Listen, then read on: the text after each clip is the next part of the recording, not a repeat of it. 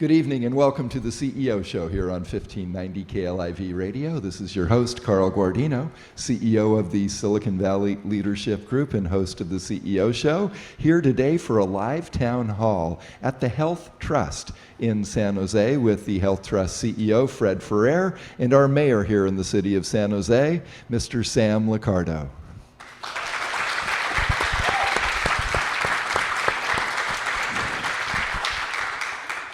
And that clapping you heard is from the very attractive group of employees who work for the Health Trust here in San Jose and throughout Silicon Valley. We're going to jump right in with our questions. When community-based organizations and the city work well together, residents truly benefit. Mayor Liccardo, how can the city better collaborate with nonprofits when creating or changing policies that affect the services and lives of our residents? Well, thanks, Carl. Well, I just want to first say how grateful I am for the incredible work that Fred and the great team here at the Health Trust do every day in our communities. I can't name all the nonprofits who are so critically important to us that depend in one way or another of Health Trust engagement. And so thank you for what you're doing. I know we could do better, though, at the city. I know we've created obstacles in past years to getting things done, particularly around, for example, implementing a general plan that promotes healthy living. And we often have challenges ourselves internally getting around lawyers and getting things implemented into policy, and really trying to streamline efforts to get funding out the door where the city's participating in the funding, and being able to get policy moving forward where we all agree that's our objective. Those are the things we can do, I think, most critically, because we know there are brilliant minds here at the Health Trust and elsewhere in our community that are ready to help us if we can just get out of the way. The other thing I'd say is, we created this Office of Strategic Partnerships in the mayor's office, taking some bright folks from the foundational world to really help us better align what we're doing with what the research and the smart folks around us are telling us we ought to be doing, and enabling us to better leverage resources that way, both intellectual capital as well as financial resources of foundations and corporations. And so I think, hopefully, through this process in the coming months, you're going to see a city of San Jose that's much more outward-facing in how we're launching initiatives and really more engaged in partnerships rather than trying to go it alone, because we know we don't have those resources. Mayor, thank you for those three key points about the general plan, streamlining funding efforts, and your Office of Strategic Partnerships. Fred Ferrer, how can nonprofits like the Health Trust collaborate better with the city? I think the key opportunity that we have in San Jose is that we can get very close to our elected officials. It's our responsibility to reach out to the electeds, to be able to build relationships with them, get them into the community, show them the kinds of things that we're doing, and then be able to engage them early on in the planning kinds of processes. Council members, the mayor, they know their constituencies better than anyone in the community. So they know that pocket of challenges, apartments, or they know where there's some troubles in a park. They get constituent feedback all the time. So when we engage them in the process, we can be much more successful. So once we engage them early, and then we can engage them in the process of how do we plan differently. And then finally, I think the key thing for us is that we need them to be able to understand what are the best practices around the country. That sometimes the best practices around the country can be adapted and Silicon Valleyized and making it make sense here. So we don't have to reinvent the wheel, but we can really make it effective changes here at home in our own neighborhoods. The cost of housing in San Jose continues to grow, as does our senior population. Mayor Liccardo, how can the city address the rising number of fixed-income seniors facing the dwindling availability of affordable homes? Well, the first thing we can do is push to identify the resources. And last year we pushed what's called an impact fee on developers citywide. Unfortunately, that revenue won't actually come in until next year, but ensuring we have a strong impact fee that we can use with nonprofit organizations that help us build affordable housing is going to be very important. In the coming weeks, we should hear from our California Supreme Court about an inclusionary housing fee as well. That may also help us, assuming all goes well with the court. And then obviously we've got to be very active at the state and federal levels, pushing for funds, for example, the veterans bond that passed last year, making sure we can get San Jose's share of dollars for many aging veterans so we can get them off the streets and ensure they've got a dignified, safe place to live. Certainly the way we build also has an impact. We are going to continue to grow as a city, and we know that you can't build a lot of single-family homes and make them affordable. It's just it's not realistic. And so building higher densities next to transit, next to services, next to retail, the amenities that seniors need, making sure there's high density near a pharmacy. Those are the kinds of things we can do around our planning and really pushing density in the right places that I think can make for a more affordable living for a lot of seniors. Fred Ferrer, what are your thoughts on housing for our senior citizens?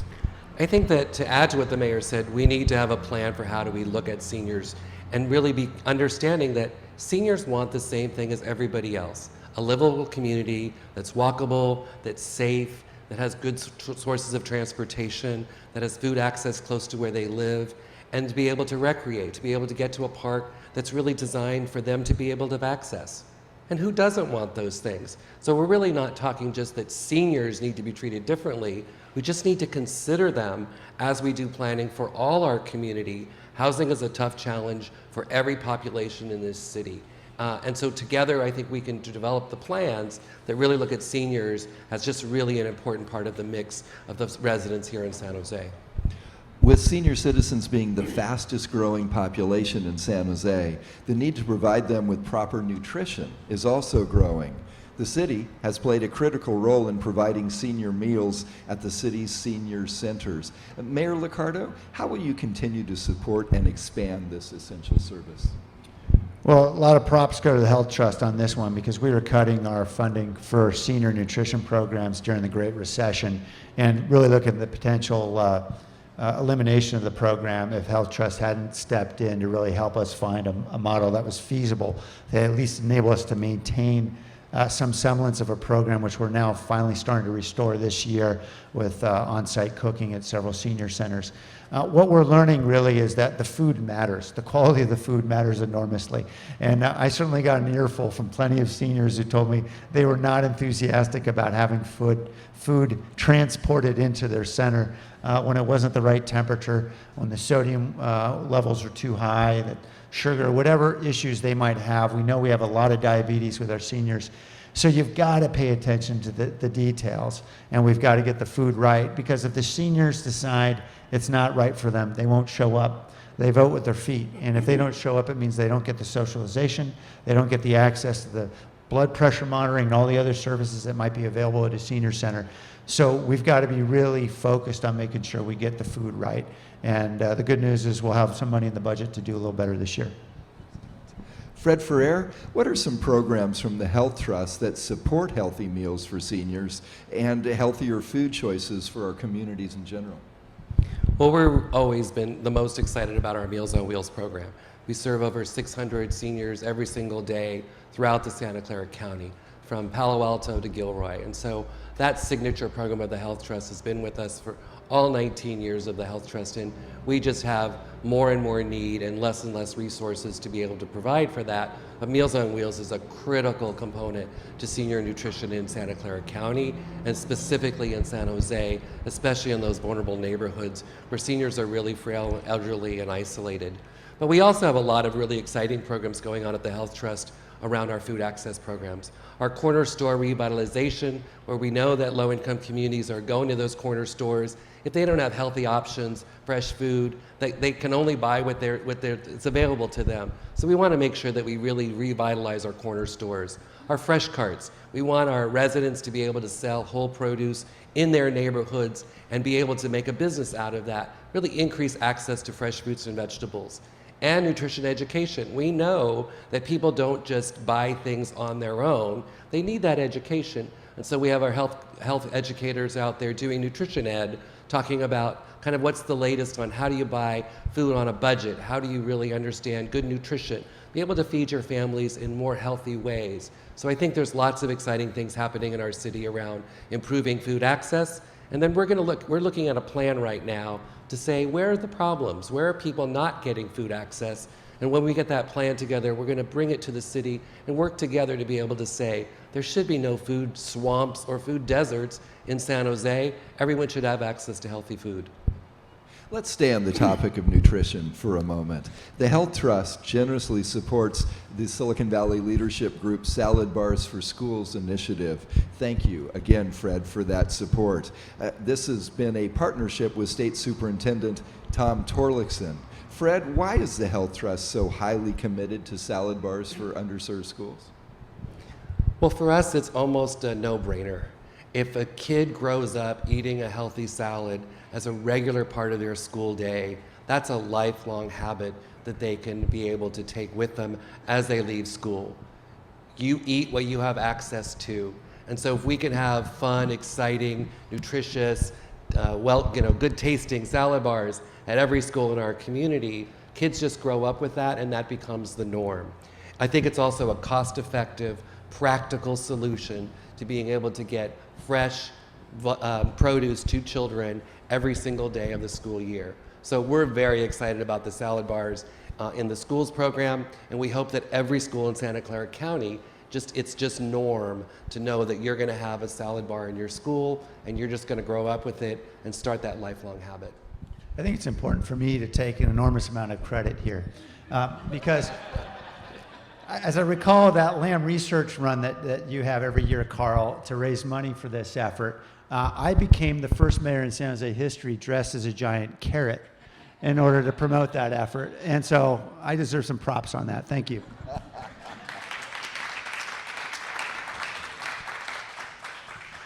You actually absolutely do deserve props on that because you were not only dressed as a carrot, you were the fastest carrot I think we've ever seen. The fastest vegetable. Yeah, that's correct. That's right. The entire vegetable category. Because I had to dress like a split pea. And the carrot was much faster than a split pea because I didn't think that that was a costume appropriate for the mayor of the 10th largest city in America.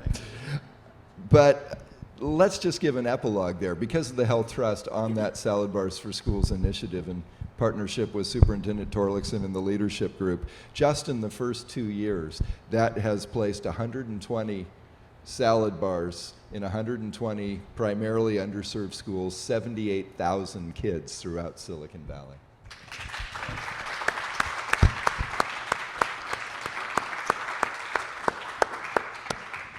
Mayor Liccardo, at your State of the City address earlier in the year, you spoke about your plans to end homelessness in our city, in which roughly 5,000 homeless individuals reside. Please elaborate on those plans, and what role do you see Destination Home, a program of the Health Trust, playing to achieve that goal?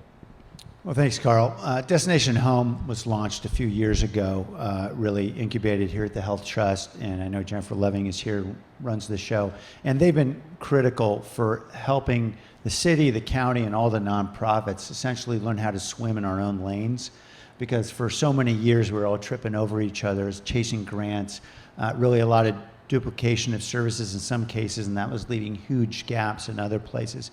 And we all know the resources aren't there yet for us to really fill those gaps, but at least now that we're better aligned, we're definitely using resources much more efficiently than we ever were, and people are working together in ways that we never had. I mean, this is an area where the city and the county are working incredibly well together, and Destination Home has been the glue to enable us to bond on this. We've got a lot of work to do, and fundamentally we need to go find $500 million so we can go house thousands of our homeless in this county, and that's not going to happen overnight.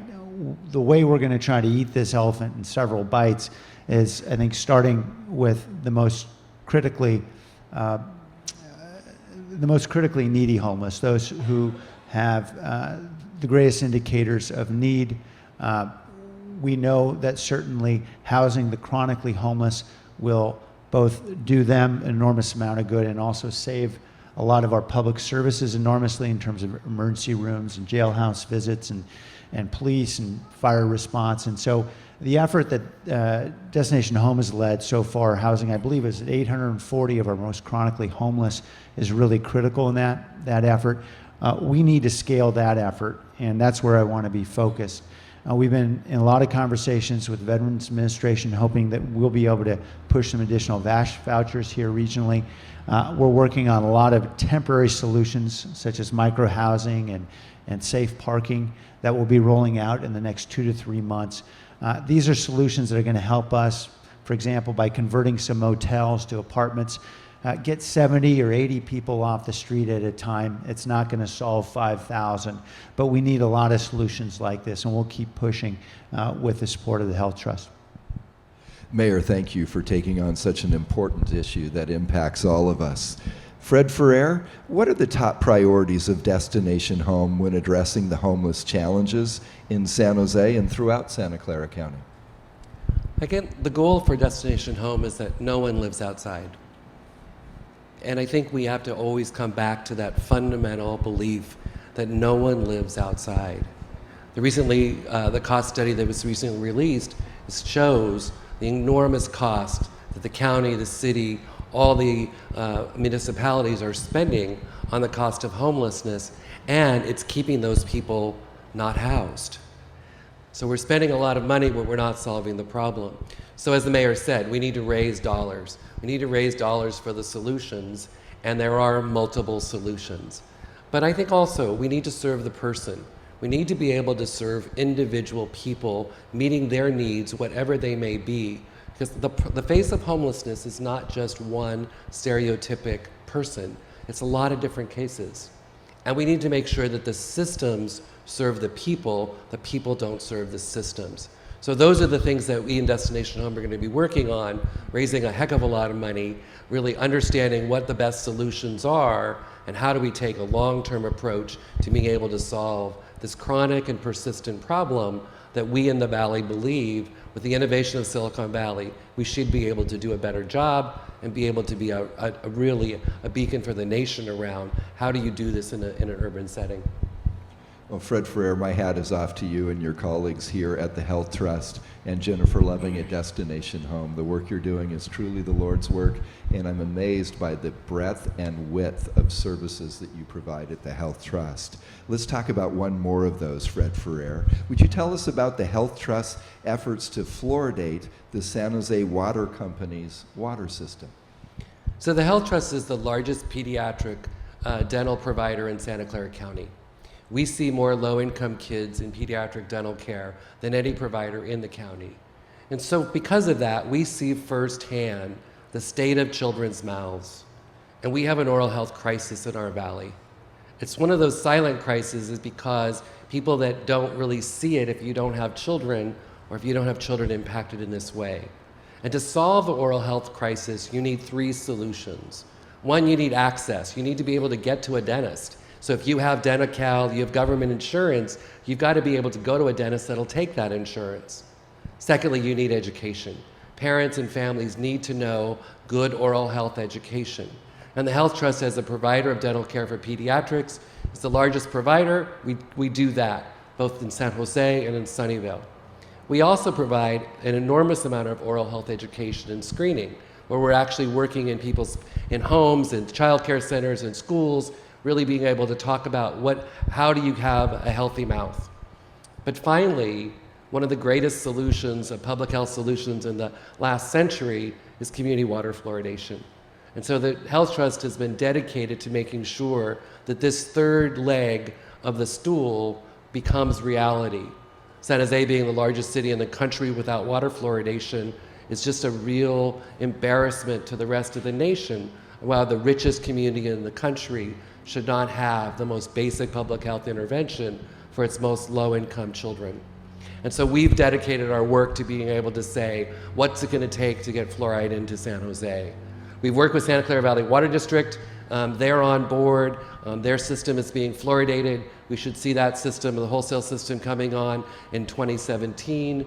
We're working with San Jose Water Company. And now we've just really got to raise the dollars to be able to provide that system, the money to be able to build the fluoride infrastructure into their system. This is a system and this is a challenge, that it's just going to take money and political will to get it done. And the Health Trust has been dedicated doggedly over the last 7 years to say we are not going to stop until there's fluoride in the water so that all children in our community have access to a healthy oral health history. Mayor Liccardo, now hearing from Fred Ferrer the benefits of water fluoridation and that San Jose is the largest city in the country without community water fluoridation, I have a very serious question to ask you. Are we finally going to get you to start flossing? Seriously, your mother wants to know. I went to the dentist 2 days ago. They asked me the same question. You know, I'm so grateful what Health Trust has done on this, and I can remember meeting with Fred probably 6 or 7 years ago. And I know this has been a long-standing battle. I'm so grateful that Health Trust has committed the resources they have, and certainly the city is committed to pushing forward as well. I know we're not carrying the same load that you are, Fred, but we want to see this happen. We want to make it happen as quickly as possible, particularly in those parts of the city where we know kids are not getting good access to dental care. Excellent. Thank you, Mayor. You were supposed to be longer than that, though. Oh. Activating safe parks and open space throughout low-income neighborhoods is critical to improving the health of our communities. Mayor Liccardo, what are your thoughts about how we can accomplish this goal? You know, we've got a challenge in that we've got a city that's, for the most part, built out. When you look around, you see there's usually a house or a structure or a parking lot on just about every piece of land in the city. And so we've got to be more creative about how we can find opportunities for open space, for parks and trails. The good news is we've got a lot of development activity happening right now, and all those developers pay what we call park fees, and those park fees sit in a big pot. Now, the bad news is we're not spending that money very well or at a very high pace. In fact, we've got over $81 million in park fees right now sitting in the city of San Jose. That is stored in different places. It's often geographically restricted, can't be spent outside a particular zone, so we have to wait until we can find parcels to buy and put them together for a park. And the whole thing is a bit frustrating from the standpoint of so many families who've long been waiting for a basic park amenity within walking distance. What we're working on with our schools and what we call the City Schools Collaborative is an effort to leverage the open space that our schools already have that's for most part closed to our kids on the weekends and after school, to see if the city can invest some capital money, for example, in retrofitting. Oftentimes we know that grass is expensive to maintain, water's getting more and more scarce. Can we convert that to artificial turf? And then it enables a lot more activity because you don't have to worry about keeping the ground fallow to prevent overuse or overwear. So, for example, by the city paying for artificial turf, then we can get sports leagues in on the weekends. We can open up that school in the evenings to kids and to families and really take advantage of the opportunities we have to leverage our resources with their land. So these are the kinds of initiatives you're going to see a lot more of in the next couple of years. Obviously, we want to do everything we can, too, to connect trails. We just voted last night on a very controversial piece of Los Gatos Creek Trail. We are connecting it, and we're going to keep moving forward aggressively with that effort. We've got about 56 miles of trail completed so far. The key is getting all those pieces of trail connected so that you can actually walk along them and not have to dart cars like a game of Frogger to get from one to the next. Fred Ferrer, what are some programs the Health Trust is involved in to help promote parks and an active lifestyle in underserved communities? We've done some investments in parks. One of our pretty successful one was a park called Dunn Park, and we revitalized that neighborhood.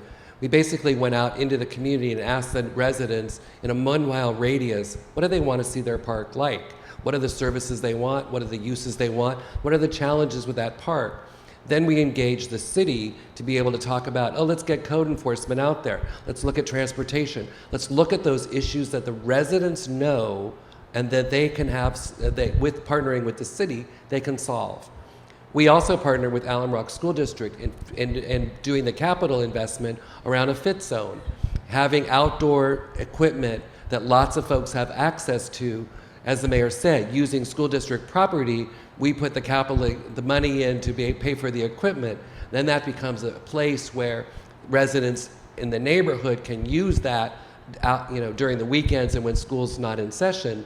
Like, those are the ways that I think we have to really activate our parks, our open space, using joint use agreements to really be able to open up the spaces that we do have, especially in low-income communities, which have much more impact and density and have much less access to open space. So ask residents what they want, and then be able to get that equipment, the actual environment to change so that people can access it and enjoy the open space and the amazing weather we have in our community. Fred Ferrer, thank you. The Health Trust truly does great things for our community. Mayor Liccardo, what are some volunteer opportunities for Health Trust employees to get involved right here in the city of San Jose? Well, I'm guessing most Health Trust employees are already pretty engaged. I know you guys are out there in the community in a lot of ways, but of course, when you want something done, you go ask a busy person, right? So we've got a couple things we've been pushing, one in partnership with the leadership group around getting involved in tutoring kids, an effort we launched a couple years ago called 1,000 Hearts for 1,000 Minds. We're trying to see if we can find a caring adult to tutor a child who's struggling behind grade level, K through 6, basic reading, math, through any of a number of nonprofit partners who are very helpful in getting folks trained and able to get up and running. And we just ask for a commitment of an hour a week and over a period of roughly 12 weeks. And what we usually find is adults get hooked. You fall in love with the 8-year-old that you've been tutoring, and you develop a great friendship, and you continue on for months, if not years. So that's been a wonderful partnership. We've gotten over 500 caring adults involved in tutoring through that way, trying to help folks find locations near their work site or near their home, make it easy for them. Another effort we've launched with the leadership group is called Silicon Valley Talent Partnership. We know we've got a lot of bright minds in this valley. Your city needs you, whatever your skill might be, particularly if it's technical and computers and accounting and so forth. We would love to have your help in helping us be able to better serve the city. Mayor Liccardo, especially on the tutoring initiative, your whole demeanor brightened up. You've been doing this on your own since high school and college. Tell us about that experience at such a young age and why you have such a passion around helping underserved kids.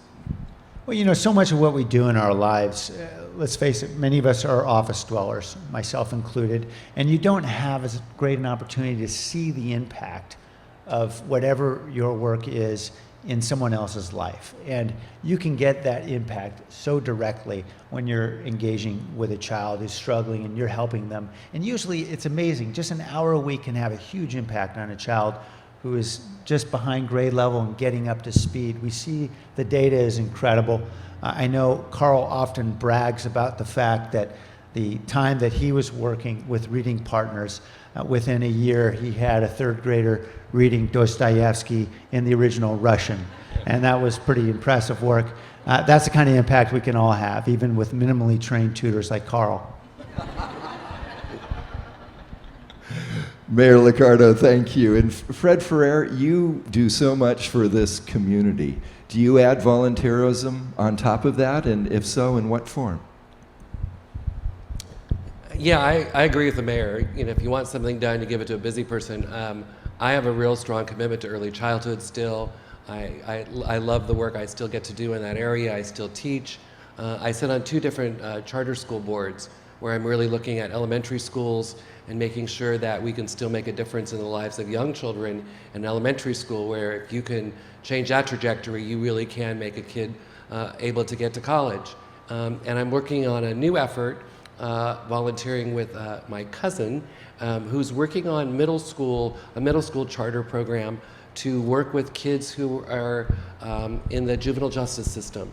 So middle school being that critical period of time where if you engage the juvenile justice system in middle school, you can really lose a kid at that point. So really looking at how do we have innovative approaches to meet the needs of kids who may not fit the mainstream system, but certainly are valuable assets to our community that we need to be able to make a difference in their lives as well. So I was at one of our schools yesterday visiting early morning, and the parents at the school, last week was state testing, and so the parents each made a poster for their child, encouraging them during school, that testing week. It plastered all the classrooms, had taken down all their work, and only the parents' posters were up.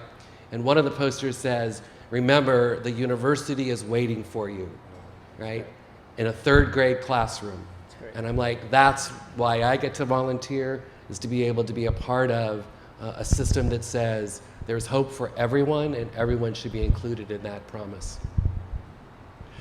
Fred Ferrer, I'm jotting that down. Remember, the university is waiting for you.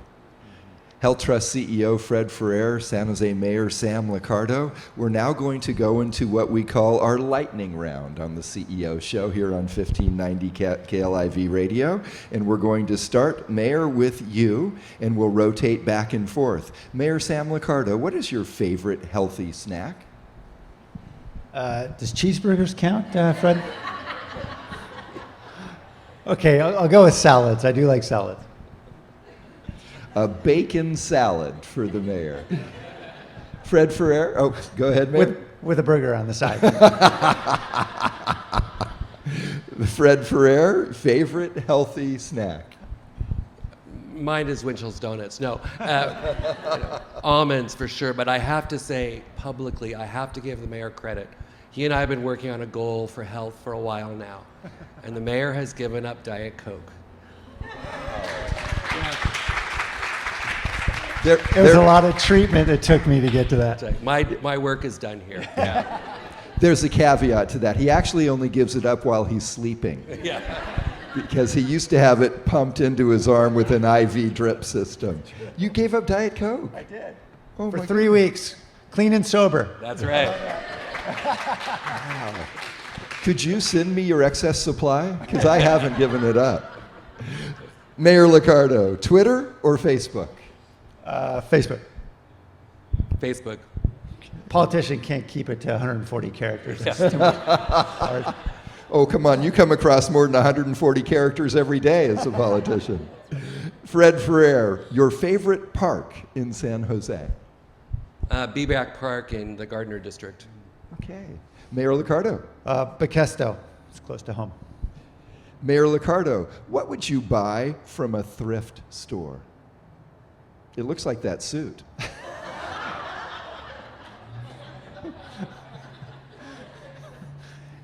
I would buy anything my wife would allow me to wear. I have no standards. Health Trust CEO Fred Ferrer, what would you buy in a thrift store? You know, I don't think I've ever been in a thrift store to buy anything, but I hear that Mike Fox has done a great job at Goodwill Industries revitalizing those, so maybe I'll take a second look. That's true. Okay, we're all going shopping after the show today. Fred Ferrer, as a kid, what was your favorite extracurricular activity or sport? Playing tennis. Oh, good. Mayor Liccardo. I was a runner. You also played tennis, though. I did, but I wasn't very coordinated, so I liked running. And our last lightning round question today, Mayor Liccardo, we'll start with you. What's the best piece of advice you've ever received? The year that I jumped into politics came from a Catholic priest who was preaching about theology, and he said, the beginning of all theology is recognizing that it's not about you. And I thought that was a good mantra for going into public office. Fred Ferrer. My dad used to always say to us, you know, the harder you work, the luckier you'll get. The harder you work, the luckier you get. And as I look at my staff here, there's a lot of lucky people here. And let's go to those lucky people at the Health Trust staff here in San Jose who do such amazing work across our valley floor when it comes to health, nutrition, exercise, homelessness, housing, so many fields in which the Health Trust impacts people's lives and livelihoods on a daily basis. We have our roving mic. We want to hear from you. If you have a question or a comment to Mayor Liccardo or your CEO, Fred Ferrer, please stand and stay standing so that we can get the roving mic to as many of you quickly as possible. And here, Mayor Liccardo, you had a comment before I start? Or just if you want to heckle, you can do that. No, remember, you only heckle the host. You never heckle the mayor or your own CEO. Very career limiting. Now, here's the thing. Here's the extra bonus, and we have a bunch of people standing up, but by asking a question, you're also going to be the proud owner and wearer of either an Applied Materials Silicon Valley Turkey Trot shirt or a TiVo Santa Run Silicon Valley shirt or a Lamb Research Heart and Soul Salad Bar for School shirt. So we're going to up in the warehouse, aren't they, Carl? Yes, you can also get these at a thrift store near you, which the mayor and Fred would have known if they had ever ventured forth. So who has that microphone in their hand? We have right there, so let's first find out. The mayor's going to help today, too. You're going to toss this right out. All right, nice catch. A perfect throw and catch for our radio listeners. Please, your name and your question. Erin Healy, and my question is, I have a preface to my question first. So, low-income communities are disproportionately affected by obesity and diabetes rates. And as you know, the Health Trust has launched the Good to Go campaign and is undergoing a food access plan to try to combat these issues.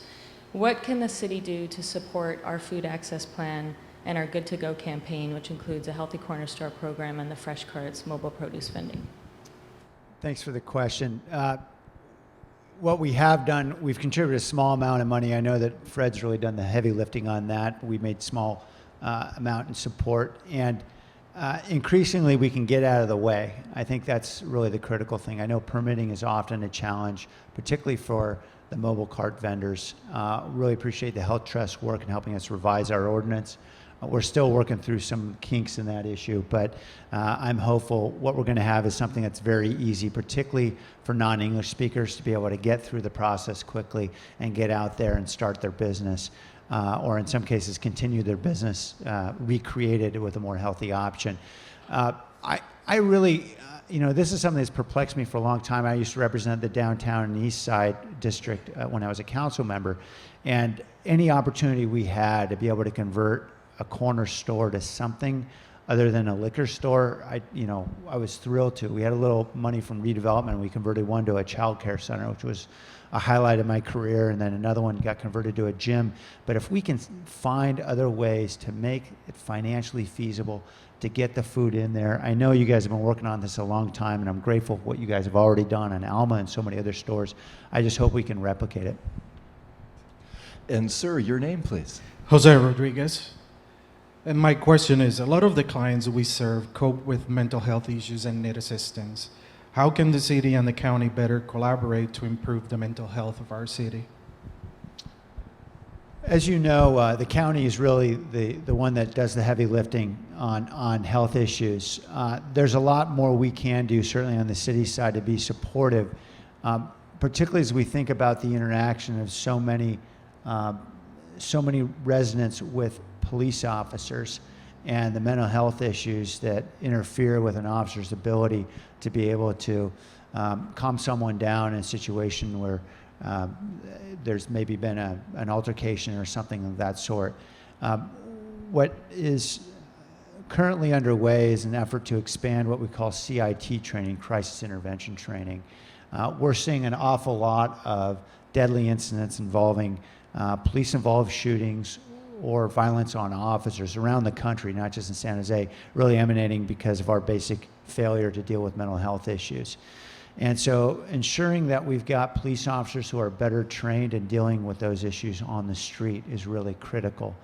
And then obviously around the affordable housing piece, we know that there's been some dedicated state funding in the past. We need to build the units that can be matched with the supportive services for many residents who have those mental health issues, because we know they're much more dangerous to themselves and everybody else when they're outside than when they're in a safe home. Our next question is from? Sonali Parnami. Mayor, our region is considered to be one of the relatively healthy, yet there's a huge health disparity that seems to be correlated with income disparity in our region. What factors do you think contribute to this disparity? Well, I suspect the people here in front of me know better than I do, because I know you wrestle with this issue constantly. If you asked me where the lowest hanging fruit are, it seems to me that it would be around focusing on kids K through 8 and getting them into sports leagues, finding a way to be able to create, through volunteers and obviously some fundraising, opportunities for more kids to play sports. Because I heard so often on the east side downtown where families wanted their kids playing soccer and they just couldn't afford the uniforms and they couldn't afford the fees that had to be charged because of access issues for fields and everything else. And so the opportunity for the city is obviously expanding our inventory of sports fields is really important. Being able to waive fees or reduce the fees dramatically for those leagues that are serving kids who are at risk or in lower income communities. And obviously partnering with school districts in the way that I'd referred to earlier, leveraging their space and really being a more proactive advocate for getting parents and other adults involved in coaching and being able to get sports leagues moving. I think that's the low-hanging fruit, I think. I know the question you asked is what are the barriers, and I think the barriers are so many, but fundamentally it starts and ends with poverty. And we've just got to find ways to make sure everybody gets an access. Our next question. Hi, Mayor. Gemma Filano. And my question is, how can the city better collaborate with the private sector to leverage private sector funding to help support valuable city services and health-related programs? Great question. Since I'm sitting next to Carl Guardino, it's good timing. When we formed this Office of Strategic Partnerships, the idea was that, we know there's an enormous amount of wealth around us in this valley, and frankly, as a city, we're not taking advantage of it. We're not batting our weight in many ways. And so the idea was to create an office where people are every day thinking about how can we leverage resources outside and find partnerships to get things accomplished. What I find is helpful is, as I'm reaching out to CEOs, employers throughout the city, is make sure I don't present them with the ask in our first encounter. Fundamentally, we need to build relationships, and that means ensuring that the city is doing everything we can to make this a good place for employers. And what I find is often, as we're doing that, as we're trying to ensure that they can grow here easily, then they'll willingly step up and say, how can we help in the community? So one initiative we launched just a few months ago was an effort called San Jose Gateways. We're leveraging a great nonprofit called Downtown Streets Team and recognizing we've got a lot of freeway off-ramps and entrances to our city that are filled with graffiti and trash. We've been asking private sector employers to step up and commit $15,000 for every gateway, and we use that money to help house members of Downtown Streets Team that get out there, plant drought-tolerant plants, and clean graffiti and trash and beautify these entrances to our city. And so you're going to start to see signs pop up, welcome to San Jose, brought to you by TiVo and other employers. And we're hoping that as folks hear more and more about this, more folks will want to participate. And I think, the power of peer pressure is, there's something to it, right? And it's not a negative pressure, it's, hey, they're doing something cool, we want to get in on that. I think we just need to find ways to appeal to the fundamental desire of private sector leaders in our valley to have a great impact in some way. And in the words of Steve Jobs, to put our dent on the universe, right? That's why so many folks get into tech. They believe that's their opportunity to make an impact. If we make it easy for them and we provide a pathway, I think we can do it. Mayor, the fact that you are providing this partnership with Downtown Streets Team and the dignity of work is so laudable. Thank you. It is so much more than a clean intersection. It's a healthier life, and I applaud that effort. Our next question, sir? Hi, good morning, Mayor. My name is Enrique, and my question for you today is, some might consider you the healthiest mayor in the Bay Area, or maybe even in the country. But none of us are perfect. So when it comes to being unhealthy, what are some of your guilty pleasures? Cheeseburgers. I am proud of myself for giving up Diet Coke. We'll see how long it goes. It's a little uneasy. I also have a propensity, we intentionally have a terrible television in my house when we get like 3 channels, because I know the minute I pay for cable, I'll be stuck to the couch watching every rerun of ESPN Sports Center. And so I do have an unhealthy habit in that regard. So what I do now is I go to the gym and I try to watch highlights when I'm on the stair climber. And Mayor, I will echo Enrique's question. If you didn't know it, your mayor for the city of San Jose is also a 2-time All-American triathlete and was a rower in college and is tremendously humble about those achievements that he does very, very well. Our next question. Hi, my name is Musrak, and my question is, housing is really expensive in San Jose. What are you doing about affordable housing, rent control, so that nonprofit staff like us can afford to live around this area? Yeah, great question. So a little while ago, I mentioned some of the fees that we're hoping to leverage so we can get more affordable housing built. That would be predominantly apartments that would be rent restricted, recognizing we need more supply, and that's critical. Now, obviously, that's a longer-term solution, and right now we've got a crisis. A few weeks ago, Councilmember Raul Perales proposed that we take a look at our rent control ordinance again and some other provisions around rent control. One challenge we've got is that state law actually prohibits us from expanding rent control to any units that are built after 1995, which was the passage of that state act, the Costa-Hawkins Act. And so we're very constrained about what we really can do around rent control. Right now we have a rent control ordinance that applies to units that were built prior to 79. We're not even sure if we can extend it beyond 79.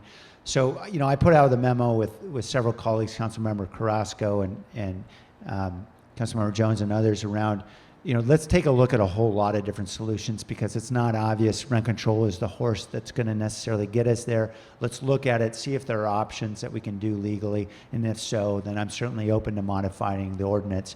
The reality is, even if all goes well in that regard, we still have incredibly stratospheric rents today. And fundamentally, we need to encourage our development community to retrofit this city from a city that was built for automobiles to a city that's built in a more urban scale for people. And that means high densities, transit stops, where we know people can live more affordably and also transport themselves more affordably.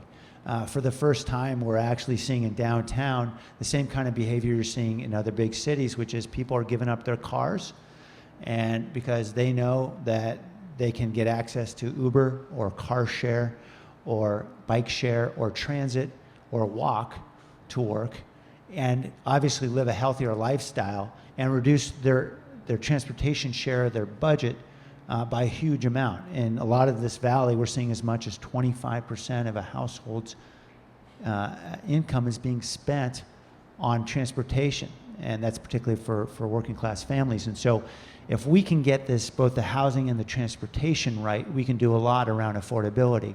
Now, all of that requires resources and it requires political will, and it means we need to continue to push the envelope around fees and you know, certainly on developers, as well as getting the money from the state and federal levels.